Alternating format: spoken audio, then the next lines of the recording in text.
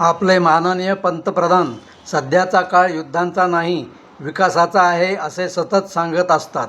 त्यांच्या सर्व शब्दांवर अजिबात विश्वास ठेवता कामा नये. त्यांना असणाऱ्या विकासाच्या तळमळीमुळे ते असे बोलत असतील. प्रत्यक्ष वस्तुस्थिती आपण समजून घेतली पाहिजे.